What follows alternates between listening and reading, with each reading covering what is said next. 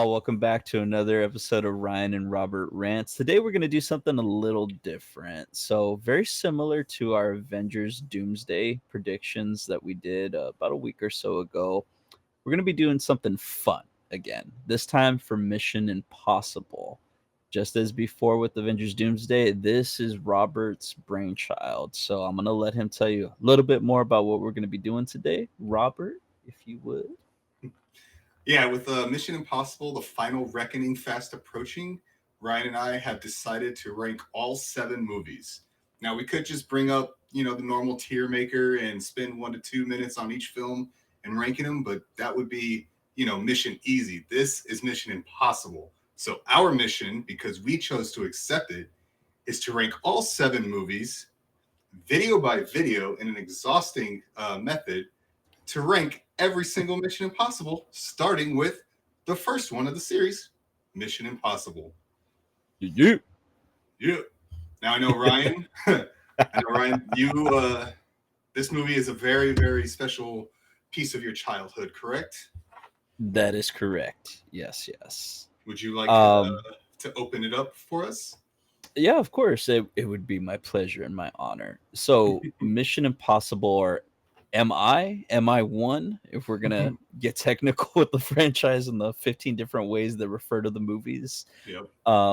So when it comes to the first Mission Impossible, it was a big movie, big movie during my childhood. So growing up, me and my brother, we used to travel out of town to go visit our aunt for the weekend. And when we'd go visit her, she had cable. So that was always a big thing for us because we grew up with just the 5 basic channels. So when we went over there, one of the channels she had on cable was HBO. So we watched Lucky. Lucky. it was nice. We watched a lot of HBO in the 90s. So it's also the first time we saw The Matrix, and it's the first time we saw Mission Impossible, the first one. First one. So the thing about this movie, I really do appreciate this movie. I'm going to talk a little bit more about how much I appreciate it in just a moment, but there's some things I want to discuss in the movie itself. So if you haven't seen the movie, definitely watch it first, come back, and then get in on the conversation with us, because just like with Avengers Doomsday, we're going to spoil everything in this. So buckle up. You have been warned. So there's a couple things I want to talk about in the movie itself. So this movie is a time, especially the beginning, right from the opening sequence, time capsule of a movie. The laptops are not even the laptops. The laptops themselves, the TVs, the cameras, the technology, simpler times. Just from that opening shot of Kiev, like it sets the tone of what this movie is. Speaking of time capsule, the cast. If you wanted to define the 90s, Tom Cruise, Emilio Estevez, Kristen Scott Thomas, John Voight, like, need I say more? And then, spoiler alert, it subverts you by killing almost everyone off right at the beginning. Yep. So, another thing I noticed too, this is the last time Tom Cruise looked like babyface young Tom Cruise. In a movie. Like from then on, you start to see the aging come in, but this is the last time you see like Cocktail, A Few Good Men style Tom Cruise. And the logo is the first and last time you ever see it presented like that, almost like a stamp. And I mean, like when Mission Impossible comes up, it almost looks like someone like made it with the stamp and just stamped it on there, like a file, right? Like boom, like classified. It's just like boom, like stamped like that. First and last time you ever see that in the franchise, which we'll discuss more in the future. The opening titles give away the whole movie. So if you don't pay attention to the movie, or at least the opening titles, I think you have a little bit of a better time with the mystery and everything. But if you pay close attention, it gives away most of it. But I think they all do that, and they all end up doing that. You just don't know the context of what they're doing. Yes, that is true. The knock list. This is the intro to the knock list. which Yep. stands for non-official cover list. It's the main thing. It's the main focus The of the MacGuffin, movie. if you will. Yes, the MacGuffin. Another thing, opening John Voight smoking on a plane. Again, time Right. capsule of the Yep. 90s. Another thing, one of my favorite things about this movie, real locations, Hmm. shot on location. Like, no, this is before, well, this is early green screen, but before Yeah. we started like really using it for environments and whatnot. It was nice to see real locations, actual people, actual props. It's just, yeah. The senator, John Waltzer, made me laugh because I never realized till I was older that it was Tom Cruise in old man makeup during the Oh yeah. interview when they're Yeah. watching it on the laptop, and he looks like a mouse Yeah. to me, like, just with the ears and whatnot. So that's also when we get the introduction to the gum. Red Yeah. light, green light, hasta lasagna, don't get any on you. Which I feel like only Emilio Estevez could deliver that line. Oh yeah, 100%. And I have to wonder if it was an ad lib. Have to wonder. The POV shot from Ethan. So, like I said, I really enjoy this movie, and it's because Brian De Palma directs the hell out of this movie. Yeah. And that POV shot is like a perfect example of it when they finally start the mission and you don't see like anything. It's all from Ethan's point of view. You don't see him, you don't see him in the makeup or anything like that Yeah. or in the disguise. He's just looking at everything. So I feel like that's the one thing that this movie does differently is it puts you in like the action. Yeah. You see through the eyes of what they see and the mission itself. Um Another thing, Danny Elfman scored the hell out of this movie. Like any strong movie needs a really good score, and like I feel like his score sets the tone, the pace, everything, the intensity, those quiet moments.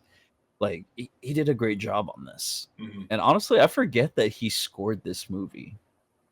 Even though I've Yeah. seen it so many times. The elevator scene, need to say more. Great scene.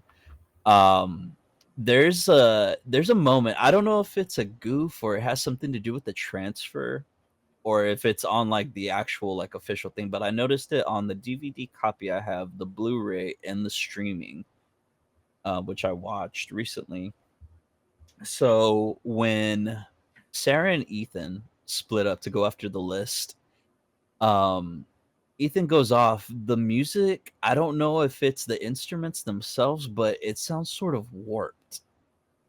Hmm. I don't know if you noticed that during the I did movie. not know. Yeah, so if you go back and listen to it when they split up, listen to the music, it almost sounds like it sounds off. And I don't know if it's a mistake or if it's part of the score, but Interesting. yeah, I mean, Yeah, that's definitely worth a rewatch of that scene. Yeah.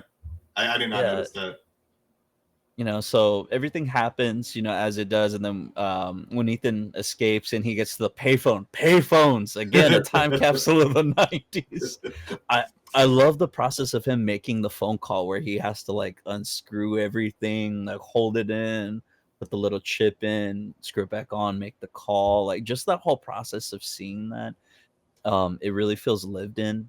It builds up that intensity, especially after like everything he just witnessed and went through, and he like finally has time to catch his breath. But then again, you get Tom Cruise yelling, which we were talking about earlier. They're dead. My team is dead. Yeah. Like I don't feel like we've had a Tom Cruise freak out like that in so long. It feels like now he's easing into old man Tom Cruise, where he's just sort of like, yeah, He's being more yeah, stoic, just calm, yeah, calm, and just yeah. He's yeah. not hot head, like angry, like But flying off the handle. you can might see that, like, at least in terms of the Ethan Hunt character, you can kind of see that, like, like you said, he's a hothead young agent, right, in this one, and Yeah. then over the years he's become more experienced, grizzled, like he's earned that, like, sort of, hey, I mean, what do they say, like luck is the big part component of the IFF, so it's just like Yeah. because it, might just all turn out. 50-50. But yeah, I mean, you can kind of see that evolution throughout his character, and even in this film too, you can see it. Yeah, I mean, that's, like you said, where it starts out, he's young, he's hot-headed, I don't want to say arrogant or cocky, but he's very sure of himself. Yes. Um and seeing, how it transitions to the end from where he is now, that's where, it goes. Speaking of when it goes to the restaurant, man, that restaurant looks so cool. Mm-hmm. It's such a cool concept for a restaurant. Yeah. And freaking, speaking of the restaurant scene, Henry Czerny, dude, I freaking he was big in my childhood because I can't tell you how many times I have seen the movie Clear and Present Danger. Because it was a big movie for my mom, so we used to watch it all the time. So seeing between this and between Clear and Present Danger, like it's refreshing. And spoiler alert, I'm so glad he was brought back for the sequels and for Yeah. Ready or Not. Completely different movie, but I loved him in Ready or Not, and he just adds a presence to a movie. Like he elevates anything that he's in. And like we were talking about earlier, the Dutch angle shots, so Yes. 90s, very very 90s. Yeah, like watching that scene, like you can feel, because this is like right after like everything happened, the mission where I think it was Prague, right? Yeah, that yeah, mission that mission goes south, and spoiler alert, Ethan's entire team is killed. You think, and it's like basically becomes like a mole hunt, and when they're in this restaurant, and Ethan is talking to Kittredge, and Ethan's essentially being accused of being the mole because he is, from their end, the only survivor, which is, evidence says, hey, that's probably the mole. But then the way the conversation between both characters is shot, like it adds such a tension to it, because you can kind of feel both of them just having like a verbal chess match going back and forth, and it's shot, they're like at a low, the camera's at a lower angle looking up, and it's just, like I said, it just adds that extra tension, because something's building. It's building to the surface, and something's about to literally blow, right? Yeah, and it takes two actors of that caliber to pull off a scene like that. Like I said, that's why I love Henry Czerny, and that's why I love like younger Tom Cruise when he, flies off the handle and he has rage. Mm-hmm. Because it's like you see it building up with the tension, and it rises until we finally get the gum. Just like even that, the way it's shot, it's again, De Palma, dude, he can build suspense. He knows suspense. Yes. And letting your actors do their thing, and then giving it that style, just like even the slow-mo, like when he throws it, and the sound when you hear like the cup knock over, and then just and then the guy like flies backwards out of the restaurant. Like it's he just pulled with cables, just like whoop. Yeah, he's like, ah! Yep. But yeah, it's such a good scene, and then when he finally cuts back, he escapes from it, all those poor fish just dead out there, just on the streets. Mm-hmm. When he goes back to the safe house, the light bulb trick, I have always loved the light bulb trick about taking the light bulb out, breaking it, and then using it like as like a sound trap, just in case of like setting a snare for someone, and then like turning out the bulb too, as well, right before he goes in. Just that, like the little spice stuff, you know what I mean? Yeah. Like that's what I really enjoy about it. When he's realizing everything that's happened, and he's sitting down at the laptop, and the internet link pops up. Again, time capsule of the 90s. Yeah. It's like, I think even this film at the time, like, everything was brand new. It also didn't know how probably the internet worked. So they're Yeah. just like, Well, yeah, I mean, because you got Max.com. It's the exactly. first thing you try. So like there are a little bit of the aspects of this film, like technology wise, when you go back and watch, you're like, it does not age well, but you just got to think of the time period. Like it came out in 96. It was probably filmed in 94, 95. Yeah. So just like the internet didn't become widespread until like 93, something like that. I don't remember. So it's like, just think about like that's 2 years. I mean, yeah, they're part of a spy agency, so they would have top of the line. But again, to everybody, it's brand new. Like they did not know how this worked, and it's just like even the little animations on sending the email. Yeah, Like, it's just like yeah, the little envelope. yes. Yeah, and then when it cuts to he finally hears back from Max, that's when Claire gets in. They have that discussion, and your favorite line, what was it? Which one? What's his line to Claire? It's Claire. When they meet back up at the safe house, she's Thought they're all like, dead. "Where's everyone?" Yeah, Yeah, they're all dead. Team is all dead. Yeah. yeah. Wake up, Claire.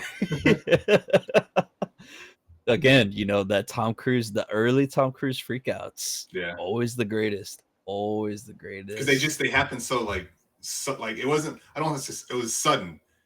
So it's like you think you're watching the scene, and all of a sudden he's like just shouting, and he's in your face, and it's just like, and he had that he had that booming voice. I wouldn't say booming voice, but it was like I don't want to say higher pitch too, but it was definitely like something that you take notice, like, oh, he's shouting at you now, like. Yeah, he goes into a higher register. Yeah, where it's like it it just goes up in pitch. Mm-hmm. So where it's like you can hear like the aggression and the frustration, like angsty almost. Yeah. Like how a young hothead would act. Exactly. Yeah. And then we didn't even talk about the whole Job 314. Job. From the book of Job. Exactly. And I love how it's positioned like perfectly. It almost has like a light shining on it too, like as he's looking over the laptop. And when I was like, Job 314. And then just the way he slams the Bible on the table, and he's just like, and then he starts writing in English and then German, just trying to reach out to Max. Yep. Yeah, and it's also when we get the dream sequence of John Voight coming back, like, Ethan. Yeah. Like, as a kid, that always confused me because you never really realize it's a dream sequence, especially because of how it cuts back into it. But at the same time, when he gets woken up by Claire, you also realize how short he is. Oh, yeah. In that scene where he's like, so prior to that, after he gets a hold of Job, and he goes with the match. What was it? The Dunhill? Yeah. Go with the Dunhill cigarette, ask for a match. Yeah, I think so, yeah. Oh, buy a pack of Dunhills. Yeah. That's when the car comes up, picks him up to put on that one mask. Dude, I love that face mask. I don't know why. I just love that shot of when they pull out from the mask and you just see it like all stitched up, like real bad. I kind of want to do a mask like that. I don't know what I would use it for, but just to have it. I believe that scene wasn't it also point of view from Ethan? Yeah. Right. Another POV shot. And see, at that point, I was wondering, was he in a disguise or something like that? Because it had already been established prior. The last time we had that POV shot, he was in a disguise. Yeah, and in this one, no, just baby face. Like his hair looks different too. It almost looks like it was blondish a little bit in that scene. Maybe. If I'm not mistaken. Maybe it was just the light. I don't know. Yeah, it might have just been the lighting, but I don't know. It looks a little different. But yeah, they he goes to visit Max, tells him, the knock list, tells her the knock list is that isn't the real one. It's being tracked, and talking about the mole. And they're setting up. He's like, I want to meet Job. I'll do this. Give me this much money, and I'll get you the real knock list. They escape, and then That's I love the way that he's like putting together a team, and it's gonna have to be local. Yeah. Enter Ving Rhames, dude, to the franchise Ving Rhames. And again, like I just said, when they're looking for the disavowed agents that are local, I want to posit something to you. Imagine if Luther wasn't anywhere near there when they were looking, because he said we need to go local. Yeah. Completely different franchise. Completely. Yeah. Because I mean, not only is he like you would, Ethan's best friend. He's he's the franchise staple, but the what he can do, whether it's Yeah. like he wants to say there's no proof of evidence that I did that, because what did he end up doing? Like hacking like NORAD or what was it, something or oh my god, I've seen this movie so many times too. I see it in my eyes, yeah, like the scene, and in my head, but I can't get it out. Was it the army? something, yeah. Army something. And but Yeah, I also want to with that wonderful I piece want of to I want to make a note, yeah, of so they get Luther and they get Krieger, Jean Reno Jean Reno. pre Godzilla. Was this after the Leon, the professional? It had to have been, right? Around the same time. Yeah. Around the same time. But So do you he think was he was reading the script right then and deciding, like when he was making this film, this new movie Godzilla's coming out? Should I be? I'm glad that he was, though. Oh yeah, I mean, it's, say what you will about it. It's a stupid movie. It's an entertaining movie. I liked And it. it's a childhood movie too, Yeah. dude. When we eventually talk about it, we'll talk about the promotions too that came along with that movie. People who were there remember. I was gonna take a note on it. Remember when Luther was saying the equipment he needed to be able to hack into the CIA or whatever? Yeah. It was some kind of AI technology. Yes. I was gonna write the AI thinking computers. So yeah, when I read that, when I rewatched it and I heard that line, and I'm just like,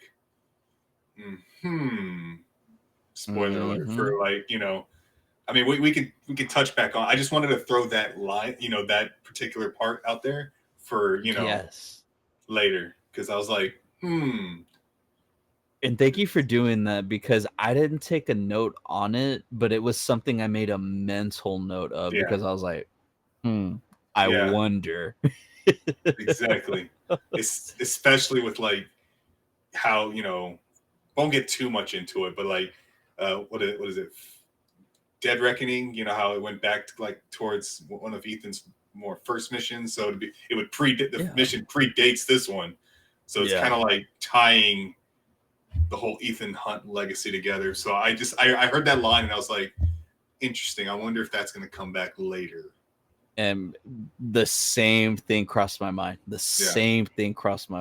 But yes, when we get to it, we're definitely going to go into more discussion with it. Yeah. All in good time.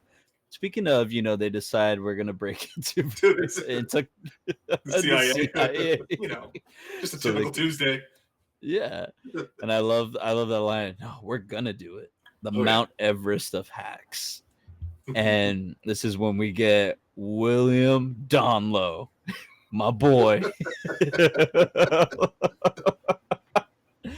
So I did have an interesting thing. So when Ethan's discussing explaining what the room is, and it shows William Donlow the first time while he's explaining it, he leaves the cup dripping in there, and it drips, and then it triggers the alarm that and I feel like it just really illustrates how much of a klutz Dono really is.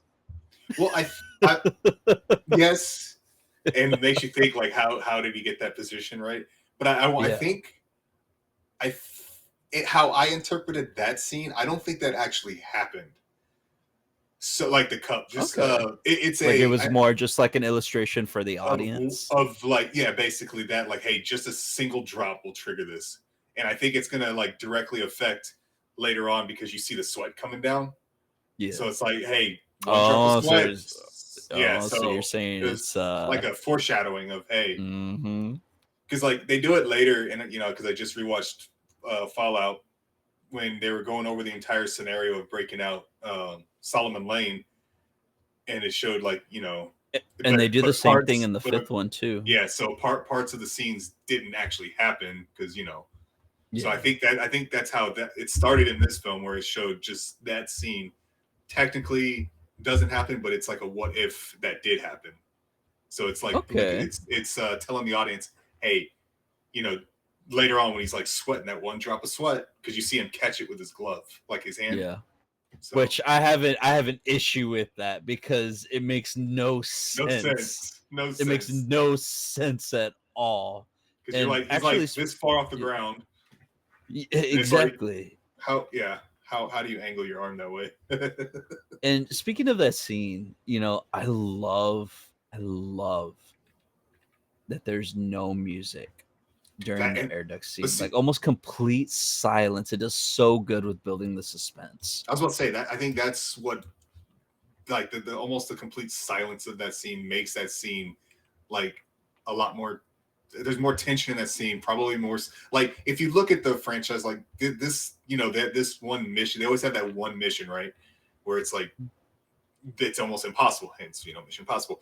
But this one, it's not as like bombastic or over the top or like they're all gonna die type of whatever. I mean, he's just suspended. Like, yes, bad things could happen, but it's not. Again, it's not over the top, but but all the tension because of there's no sound almost. Yeah. It's just you kind of hear just Tom Cruise breathing, and it's like it just builds and builds. You're like, oh my god, is he actually going to succeed? Yeah. And it adds And just an extra layer to it. and even at that, I mean, this scene is so iconic. It was Yes. parodied in one of my favorite parody movies, Wrongfully Accused. And like I can't it was even parodied in Shrek 2. Yeah. Yeah. Like that just shows you like how iconic this Yeah. movie is and that scene alone too. But yeah, I mean, and the thing that I find funny too, especially in that scene when William comes back in and he takes the thing, nobody ever looks up. No. Nobody ever looks up in movies. I look up in real life because you never know. You always got to. Spoiler alert, there's a scene in Beau is Afraid. Yeah, that's why I look up. But yeah, so everything happens, they get it, he gets back up in the vent, Krieger drops the knife, and I love the slow motion of that scene of just like and then Yeah. the Yeah. and just how fast they get out of that Yeah, duct. because the guy came in and did his little disarming thing. So when the knife, it was almost a simultaneous thing where he disarmed Yeah, the room and then the knife hit. So that's why nothing like did. There was no alarm. I just love how fast they got out of there though, because then you Yeah, look up, now he looks up and then it's yeah. like, oh, they're gone all of a sudden. And then But floppy my disks. my favorite dude, the floppy disk. Again, 90s time capsule. Back when So a kids, floppy disk before could flash destroy the drives, we world. used to Yeah, have floppy disks. yeah, and they And they could only destroy the held about world. 2 megabytes. Yeah, and they could destroy the world. Yes, they could. According to this movie at least. Yes, and a lot of So and cartoons. then cuts to one of my favorite lines. Again, only Henry Czerny could deliver this. I want him manning a radar tower in Alaska by the end of the day. It's Just mail him his clothes. Like, and he's I just standing in the love it. back. He's just Yeah, standing in the background, just like he has no idea what's about to happen to him. yeah, and again, the way that it's shot, that's a Brian De Palma shot because of Yeah. the way I forgot split diopter So shots that's when yeah, you film with one camera and then you film with the other one, but you film them at like different angles, so it's like a forced perspective yeah, thing, and he does it a couple of times in the movie. But I know that that's one part that stands out more than anything with it. yeah. But And it's yeah, I literally mean, just like so a 5 second throwaway type thing, and it's just like it, it's just so funny. It's just so good. yeah. And again, it's a scene that shouldn't be funny, but it Yeah, is. But yeah, so we get that whole thing. They go back. We find out, now Ethan's starting to get a little suspicious because he doesn't trust anyone, especially Krieger, because of how everything went. Does his little close up magic. And then this is when he gives the knocklace to Luther. And he's like, no, like, he's like, why would you do that? And he said, because if you knew what you were getting into, you wouldn't have gone through with it. Thus begins and cements their friendship. Yeah. And Because then again, you it takes a lot for Ethan to trust, and you especially when he's in a situation like that. yeah, and you also get a sense of like in that scene, it's like you're getting an understanding of Ethan. Like he, how do I say this? He will play. I don't want to say play God with some of the stuff, but like he actually, Krieger actually had the real knocklace, so he was Yeah. bluffing about the fake one. So it's like he's like a poker. He has that bluff, and he like plays the mind games, but he's not. He uses, I guess, the MacGuffin of every movie or something to like illustrate like he's not opposed to putting anything else like on the line. Like for To get instance, it in later on, his favor. Because exactly he like knows that he's like, how can I use it to my advantage in my favor? And yeah, he does it when the chips are down. He's like, okay, now let me flip it. yeah, and then yeah, and you just you that's where you kind of that scene right there is kind of how you get into his like head on hey he's gonna end up doing what he needs to do to get things done because like you see that with like handing over what the plutonium cores later on in the movie just to save one person.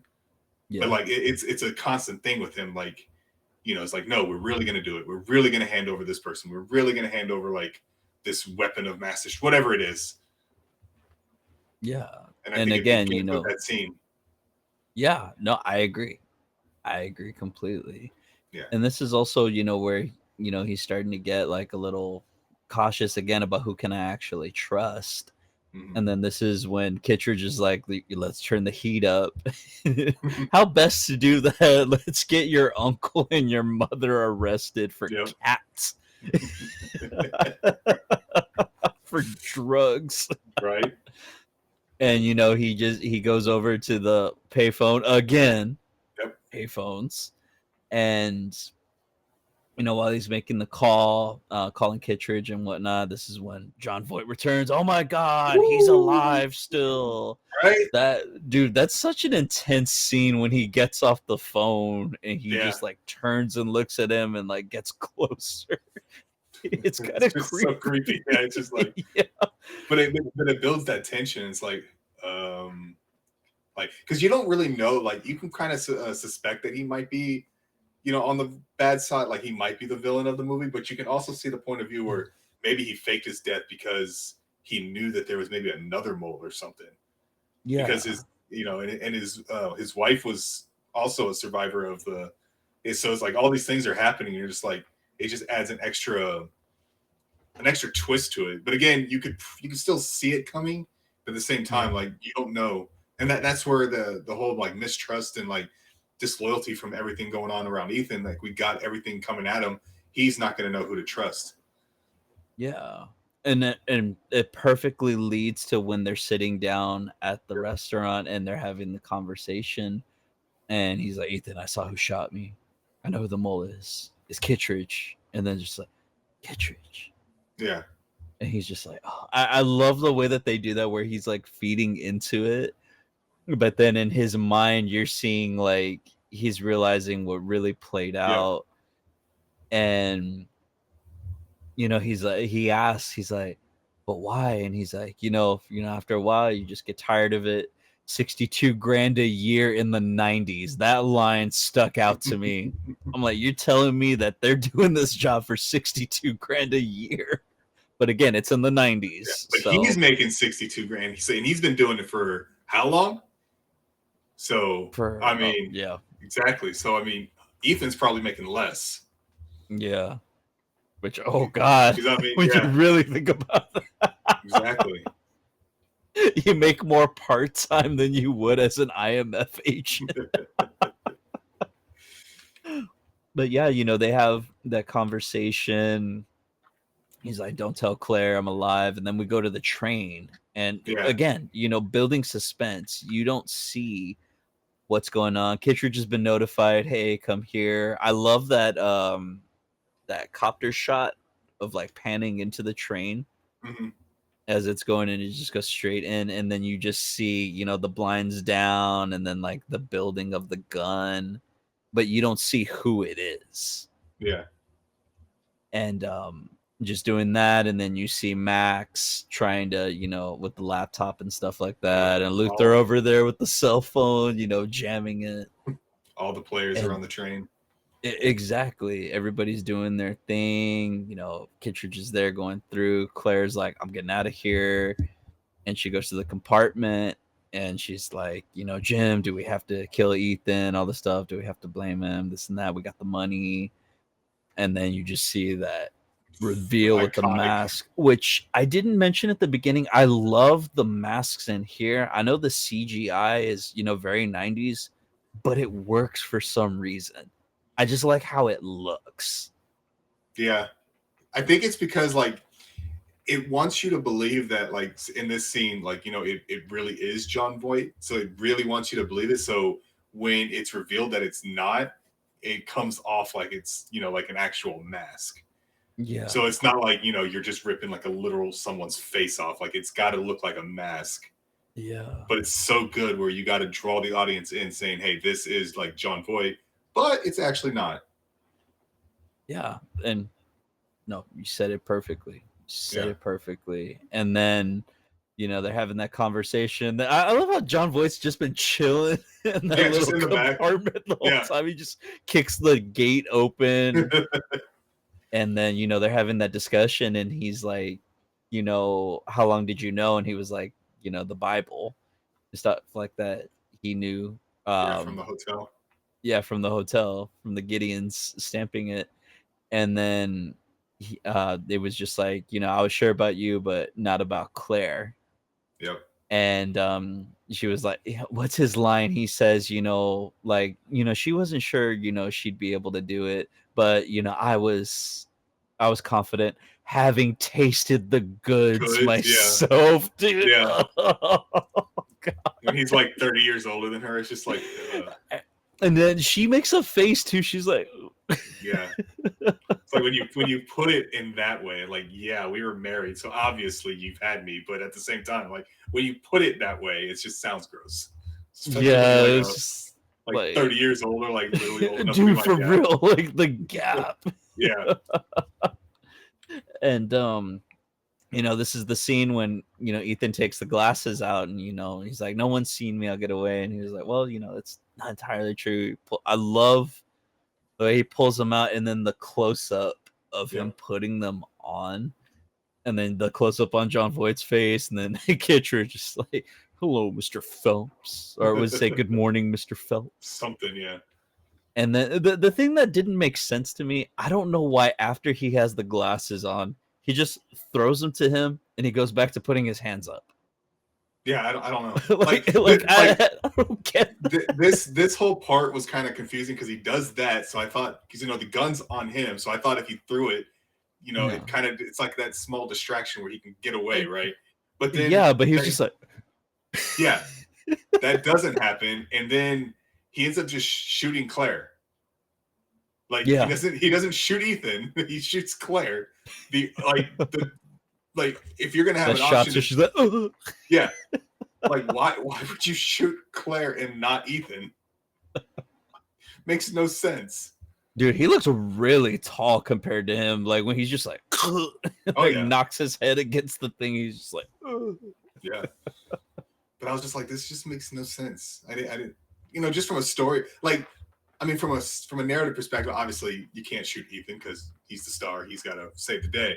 But like in a real world scenario where you're like the bad guy, like why are we falling into this James Bond villain trope of like? And yeah, so that's the thing I wanted to talk about too, is that I was saving it for the end, but we can discuss it right now. Having said that, the thing I love about this movie is it's America's response to James Bond. Yes. Like You know, England, you have James Bond. America, you have Ethan Hunt. Yep. And that's what I love so much about this movie is it feels like a James Bond movie, but it feels like an older Yeah. James Bond movie, just with the technology, the story, the suspense, the way it flows. Like it feels like a movie. It feels like a classic movie, first and foremost. Yeah. And it's like layers. It's suspenseful, it's action, it's drama, it's funny. Like it's a little bit of everything, but there's a story. And it's a who done it. Yeah. Basically, it's a who done it with guns and gadgets and spies. Yep. And speaking of, I feel like that's the one thing that this one does a little differently. It's like, because America's got to do it bigger, harder, and better. They go ahead and we get the train sequence, Yes. which I love the way that that's shot. It looks so good, even for the 90s. It still looks good. I think it still holds up today. When he gets on top of the train and he takes his coat off, because it blows over. So he takes that off, then he takes the tie. It would have been so funny if he kept going. Sending down like underwear with the streaks flowing by, just like John Voight in the face. Like I don't understand why that was never in a parody or something like I that. was Or gonna say maybe it is that's like definitely a parody type thing. just something like that. And like I said, the scene still looks great. And then seeing the helicopter in the tunnel reminded me of when I was younger, playing Halo 2, trying to force the Banshee into the tunnels. Yeah. I will say though, like when the helicopter going that fast and it hits the tunnel as it's going in, like that would have been Yeah. the end of the helicopter. Yeah. Like it would have been Or is like Krieger gone. that good? He could be that good. The helicopter is not The that good. copter is French. Right. Oh, so it wouldn't even made it. Why did it surrender? Exactly. It would have flown up to saw Ethan and just like, nope, I give up. I love the way the copter looks too. How it's just like going like that once it's in the tunnle. The dude's just like watching out, like speed up, speed up. Yeah, like how wide is this tunnel? Yeah. I mean, I guess it was wide enough for 2 trains to fit in, but still. Yeah. Oh man, it just looks so good. And then when Ethan's on it, John Voight's just like, okay, I'm getting out of here. It's on it. Ethan's just like, okay, I'm gonna jump. I love the music cue. It's like triumphant when he jumps, almost like a video game level when you beat it at the end. It's like, da, da, da. And then that's when we cut into the Mission Impossible theme, and we get red light, green light. The gun comes smashes back. It against. Mm-hmm. Yeah. And then just that explosion of him like getting blown towards the back of the train. And the thing that I will always remember, it's so cool that they got away with leaving it in the movie and still getting a PG-13 rating. Seeing John Voight's body hit the track. And I want to say, I think they had to have used like a doll of some kind, because I want to say I saw the head come off. Yeah. I want to say the head came off. Like go, man. I'm gonna have to probably do like they went miniature dummy, and there's but like and I could, man. If you watch it frame by frame, or if you, I don't know, like I'm gonna have to do it. Like it looked like the head just came off and started rolling. Again, hey, like I said, I always take a good dummy. I will take dummy work any day. We need more of it in movies. I mean, nowadays you can make an almost like a lifelike model, and it looks so real. Yeah, life model decoy. Yeah. Like I will say, so like I want to say, when I first saw it, I do think like the train sequence, at least towards the end, the climax of the train sequence is a little bit like out of place from the rest of the movie. But I also think if you go back and like watch this whole franchise, because I mean this movie was like a remake or whatever from a show that came out in the 60s. Yeah, it was a TV show originally. Yeah, and that was like predominantly Cold War era spy stuff. So I when I look at this one, I look at it as the beginning is more of a spy movie, and then it's sort of like at the final like act of that train sequence, it kind of turns more into an action. It's like a transition from the spy like genre into an action movie through what we get later on in the franchise. And I think that's, Yeah. I mean, obviously at the time it was probably not seen that way, but I think looking at it now, I think that's how I view it, because we see it start that way and then going towards to what it is now. It's not really more of a spy franchise anymore. It is like an action oriented, genre. But just looking, I thought that was kind of a cool like trend. Again, probably wasn't thought of it at the time, but in retrospect, when you look at it, that's how I viewed that you know, whole movie, as a whole. Yeah. So you're referring to when you say that, you're referring to where it went from the TV show to this first Yeah, movie, yeah. or So from like, this first movie to where we are now? yeah, from the so like the I would say like the first two acts of the movie is reminiscent of like an old spy show. So Yeah. it's kind of, it's more reminiscent of It's very low stakes 19, too. Like there's 19 nothing. 1960s Cold War, just whatever it is, right? Just like you said, old James Bond, Yeah. just traditional spy stuff from like the 60s. And then when it gets towards that third act, we're transitioning from a spy movie into more of an action movie. And then that like transition leads towards the franchise as what we know now. So it's like Yeah. that, like this first movie, it's like we want to appreciate what came before, but now we're going to transition it into this. And they do it throughout the course of the movie, as opposed to like different genre. I mean, we'll get into it Yeah. later, but that's how you kind of see it, how it is now. Yeah. No, no, I agree completely, and especially if it's taken that route, like you said, honoring what came before it. Yeah. And again, I think that's why I love this movie so much, is just because of the feel, and it feels like a natural progression Yep. to the third act, to where it's like, okay, we're doing this, we have our team, we've done this before, and eventually it's like, okay, now I have to take over. Yeah. Now I'm going to bring in my modern twist of what I'll do, because now I'm the one that has to run these missions. Like I have to do Yeah. this. And we get a little bit more of the younger take Mm-hmm. on it, where Jim Phelps was more traditional, like it feels like you said, Cold War, old-timey spy. Now it's like, okay, here's the young buck coming in who's going to show you how it's done, and that I'm going to do everything that I can to make sure we complete this mission. Yeah. And yeah, and then like you said, compared to where we go from here, Yeah.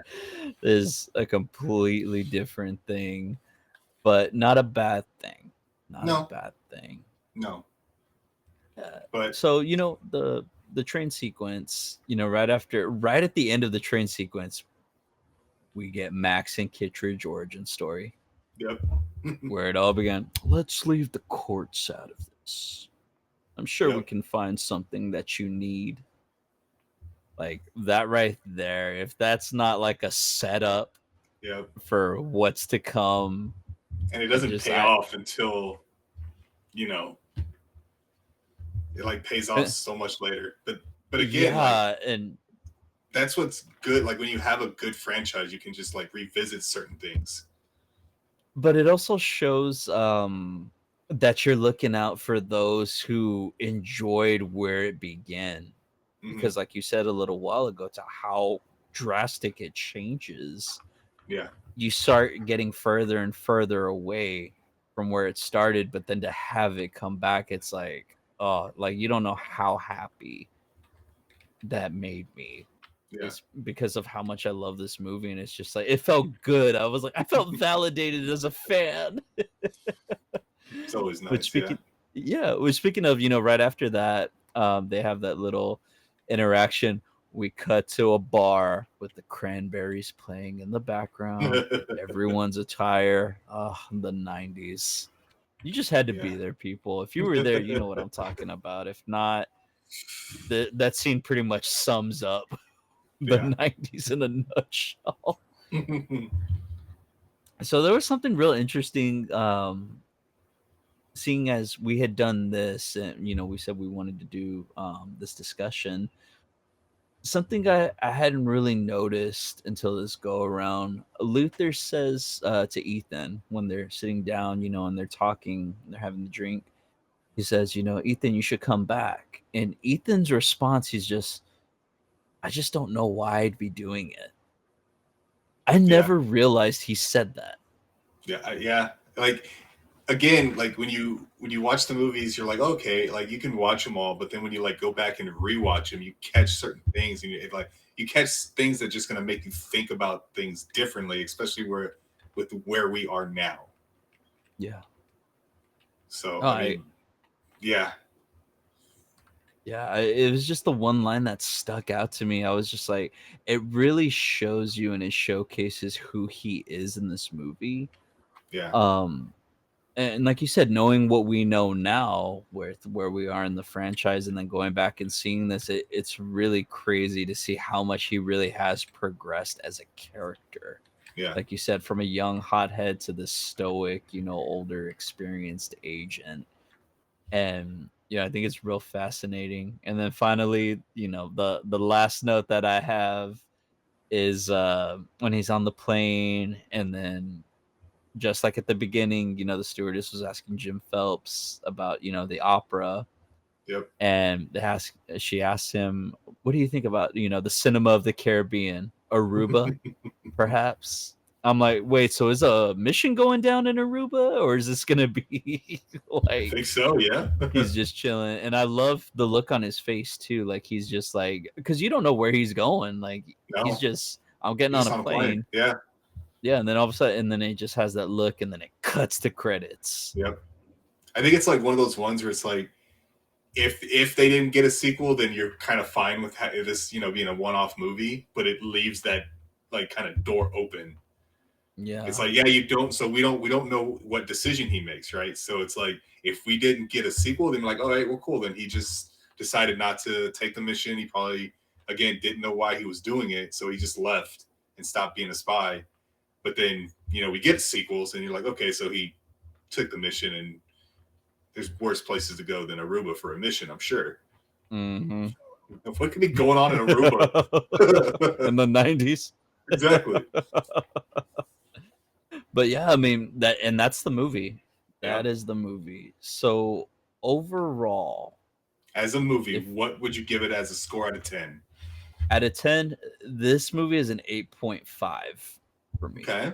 Pretty This good. is Pretty good it score. it's not a perfect movie. I will say that. Yeah. It is not a perfect movie, hence the 8.5, but I will say I love this movie. I love this movie. It does feel like you can figure it all out by the end.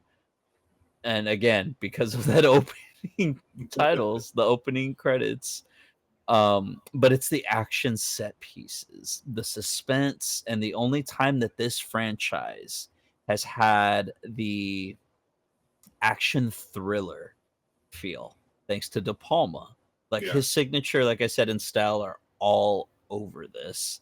And the score by Danny Elfman, like I said earlier, just sets the whole tone for this entry. It's also the last time that we get this version of Tom Cruise acting. Like I Yeah. said, that young, like elevated, they're dead, Claire. The Yeah. freakouts and stuff like that. And from here on out, it's just Tom being Tom. Yeah. He's definitely Like not for a like bit, that in the other mission movies. He has his no, moments where he's like, worried about like other, like you kind of see a panic side to him a little bit, but it's not a freak out.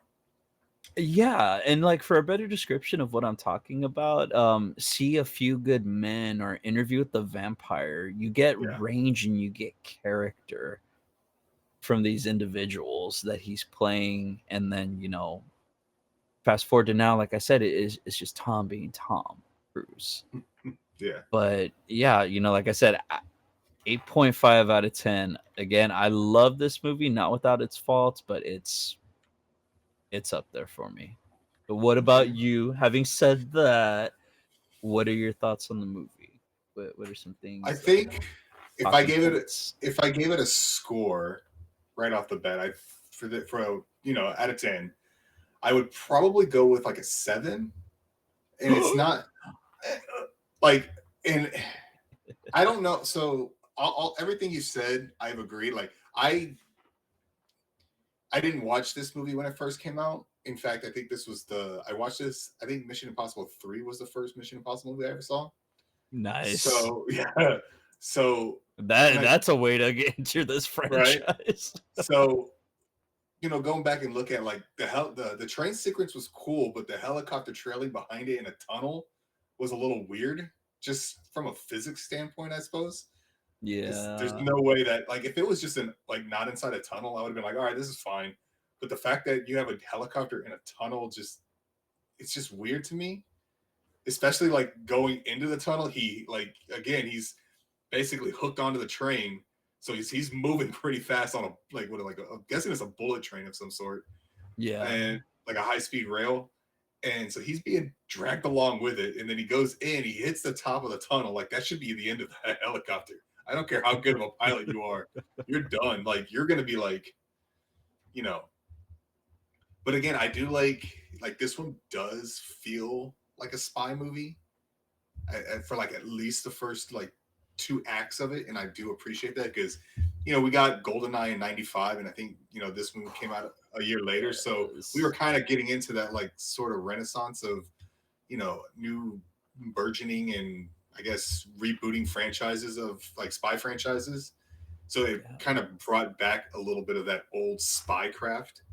So it was a great it's a good change of pace, especially when it's just like you know the Bourne franchise is pretty good at it, but then it also kind of gets more actiony by the third one, and Yeah. then but it's just a nice that you kind of get that old school like more spycraft. Like it's not a over the top action. You have real characters using their brains and to solve problems. Like breaking into the CIA, like that wasn't just hey we're just gonna like go in guns ablazing Fast and the Furious style. No, they actually used like real world like not I don't know real world, but like yeah used actual like brains and tactics to accomplish their mission, and you don't really see that a whole lot. Yeah. So And especially and in you having franchises nowadays. yeah. And you having said that, you just made me realize something.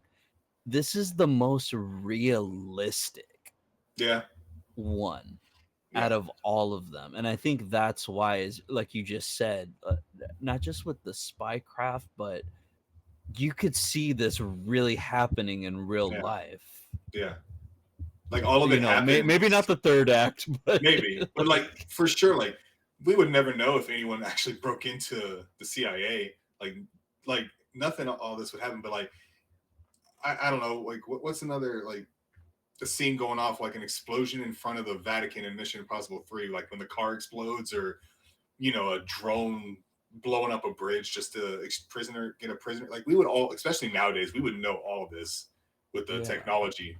Back then, like real world spycraft, things happen in the shadows, and Mhm. that's exactly what was going on here. And but again, you get that like transition, like it's you're getting into the new era of spycraft more, which again the franchise becomes a little over the top, but like even if you look at other shows like Homeland, like other stuff that does this spycraft, right? It is different than how it was in like the 60s. Yeah. So, but you kind of see the transition happening in this movie from start to finish. But I mean, like you said, it's not a perfect movie. I mean, I do enjoy it. I think it's a great start, also a great start to the franchise. Like, Yeah. so it set a high bar, especially for the time that it came out. Yeah, dude, and it made so much money. It was Yeah, like it was a given. This was the and thing that relaunched Tom Cruise. and it's smart man. He deferred his $20 million payment for a percentage of the box office. He actually got like 70 million. And then I think Mm. this is the movie. I mean, there was probably others before it, but this became like how Tom Cruise became like a movie superstar, where he Yeah, was because making like he was already 50, pretty big 60 because million. of Yeah, Top Gun, and yeah, then like you said, this is the one that shot him into the stratosphere. yeah. Because like I mean, yeah, movie stars get like what 10 like good movie stars. Like you would go to a movie just to see the movie star. Like now you Yeah, don't really have that. like maybe a few years ago, The Rock was kind of that. Like he was a charismatic. He's a charismatic actor that people flock to see. It doesn't matter if the movie was hot garbage, but Yeah. people went to go see him. So, but and like Will Smith was one of them, especially but people go to see those movies, and I think Tom Cruise kind of shot himself up with this movie, and people just went to see like if Tom Cruise was in it, people were there. Yeah. And while we're speaking about that, I mean, again, if you were around that time, like you get it, but if not, people that weren't around then do not understand how big Tom Tom Cruise, Cruise, Will Smith, like, how yes, big these guys were yep, in the 90s. Like you said, movie star, not yeah, actor, movie movie star, star. Like the power that they wielded yep. in the They 90s. didn't like no like studios went to them. They didn't go to like or they it's like one of those things like they didn't. You don't have to audition. Probably don't need like we send you a script. We want you. Let's negotiate. Like that's what it was. It wasn't like there's no auditions. Like if they wanted a role, they got it. Yeah. Yeah, there was no Instagram, there was no this and that. It was just like the Yeah. box office spoke. Yep. Money talks. He talks. But All yeah, I right. mean that's pretty much all we have on this. But Roberts, since we are going to be doing this and this is your baby, would you like to discuss what we have right below us? So we have our lovely Tiermaker. The template was created by someone called Louis Capik. Sorry if I butcher your name. Thanks, Lewis. Yep. Appreciate you. Yep. I like that you had the full movie posters. Everything else I found was like half images, so I didn't like it. Uh, so yeah, so we have a tier maker, top rank S, bottom rank F. So we are going to at the end of each one of these videos, we are going to be slotting where we think the movie is going to be ranked. Now, it could change over time and how we discuss. So, I mean, this being the first one, it probably has the most leeway to change, I think. Would you, Ryan, like to start us off, or would you like me to go for it? This is your baby. I would like you to do the honors. All right. So for Mission Impossible, again, it could change over time, but I think I'm gonna slot it. Build the tension. I think I'm gonna go with the B tier for now. For now. Okay. For For now. now. For now, we'll see. Again, that's a very solid start. It is not bad. It's not C and it's not D. It's It's definitely not not F. F. Could one of these end up there? Wait and find out. But I think for now, I'm going to go with B.